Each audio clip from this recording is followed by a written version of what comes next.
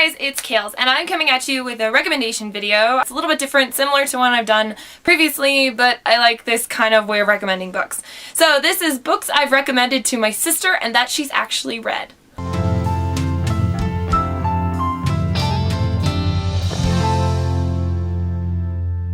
Some of you who may have been around on my channel for a little while may know my sister already from when my brother and sister competed at the Judge That Plot game. It's a hoot and a half. I really enjoyed doing that with him, and my sister was really good at it. Like, freakishly so. It's worth watching the video just to see how accurate she is on some of these. My sister's name is Kaden, and she is one of the most free-spirited people I've ever met in my life. She grows me, and I love her. She's studying to be a teacher of the social sciences. She really loves working with middle schoolers. God bless her. She's a very outgoing personality, and normally is a very picky reader, and so I'm really proud of these particular books that I've recommended to her and that she actually enjoyed.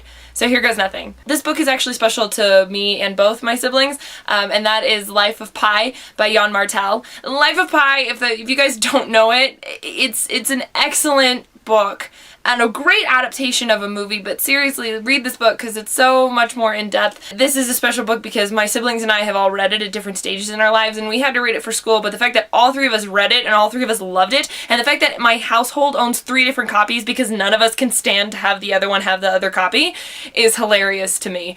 This book, if you don't already know, is about a young Indian boy whose family runs a zoo, and he and his family try and move the zoo to Canada, but the ship that they're on sinks, and he gets stranded in a lifeboat with a 250-pound Bengal tiger named Richard Parker, and it's about his survival story. It's also metafictional.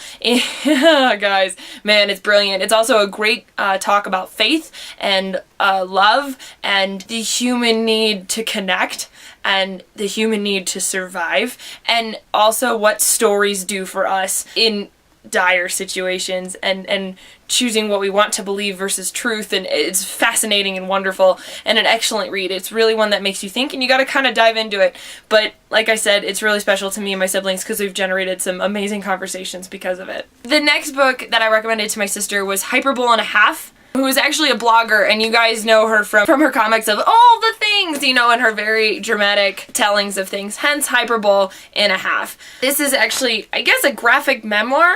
I don't know. It's told very much through her cartoons. She has a lot of great stories in here. One about a goose, one about cake, also some very serious stories about depression where she opens up about it. My sister and I had mixed feelings about this one, but we both really enjoyed the humor in it, the honesty in it, and also the pictures. It was a lot of fun and very different and just very derpy. There were a lot of things that we could relate to in this one, and we enjoyed it. It's a good read for a good laugh and a way of feeling like you're not alone in some of the weird, awkward things that you do. The next book that I recommended to my sister was David Levithan's Every Day, and neither one of us has actually read Another Day, which is the sequel or the companion to this one. Both of us loved Every Day. Every Day takes place from the point of view of a entity named A, and A is a 16-year-old entity that wakes up every day in the body of someone different. And they're always around his age, whatever he is at that age. I'd call him a he, but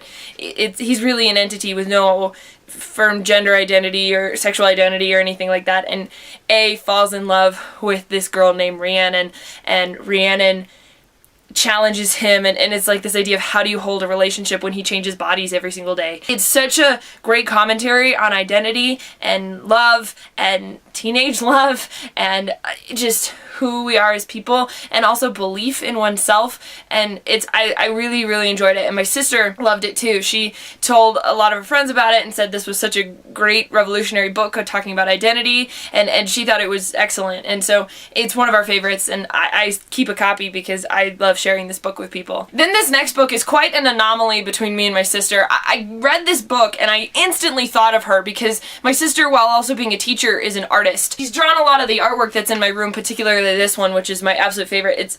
You might not be able to tell what it is, but it's fruit, and I love that, and it's all done with these little squares. My sister has been an artist for her whole life, and she once did a model of a set design for this screenplay I wrote once, and it is just so cool. I keep it up in my closet, and so with this book, I'll give you the son. For those of you who know, there are 2 twins in it who are both artists, and one of them, Noah, thinks in paintings titles, and I one of these days really very much want to draw the painting titles that he has, what my interpretations are of them, and my sister wants to do the same thing, and so I think it'd be a great comparative piece. But this book is so good. Good Lord, it's so good. And it blew my mind, and it blew my sister's too, to the point that she borrowed my copy and then gave it to her roommate, who then gave it to his friend, who then gave it to their friend. So she had 3 different friends read it over the course of that time, and this book was so beautifully loved, you could see, really worn. And so for her birthday, I bought myself a copy of I'll Give You the Sun, which is this pretty one, and gave her that copy that has been well loved by me and her friends. This is an excellent story about 2 siblings told at 2 different time periods in their lives, and something has happened in between those 2 points of view, and you learn over the course of the time about themselves and their relationship, and it's excellent. The last book that I recommended to my sister, I don't actually have because she's reading it right now, and that is Hamilton, The Revolution by Lin-Manuel Miranda, and a writer for The New Yorker that I can't remember offhand. This book is a journey about the musical that is Hamilton, that just won 11 Tonys at the Tony Awards on Sunday, and it's amazing and beautiful, and Lin-Manuel has the libretto written out and his annotations. You get to just see inside of his head, and he's a Harry Potter nerd. He's just a nerd and a musical theater nerd, and you get all the little insights, but you also get to hear the writer from The New Yorker who does the articles in the story. You get to learn about the choreography and the set design and the sound design and all the different characters and actors and the songs and how it came together and the tragedies that happened behind the scenes. It's amazing and so good. Worth it. Worth every penny. And it's beautiful. It's just a beautifully made book. And so my sister and I, both being lovers of Hamilton, having been in the theater, both of us, for over almost all of our lives, it's one of those things that we just connect on, and this is one of those stories that we just absolutely love. Love that we can share it and sing it in the car with each other. She's learning. She's getting there. I know all of it. She doesn't know it quite yet, but she'll get there. I'm not worried. These are 5 books that I recommend to my sister that she's actually read and that she's actually enjoyed. If you think any of these are a book that sounds like something you want to read, leave a comment down below and I'd love to talk to you about them. Until next time, guys, bye! It's one that connects us, and that is Life of Pi by Lin-Manuel Miranda. Wow, that's another book. Whoop! Let's do that again.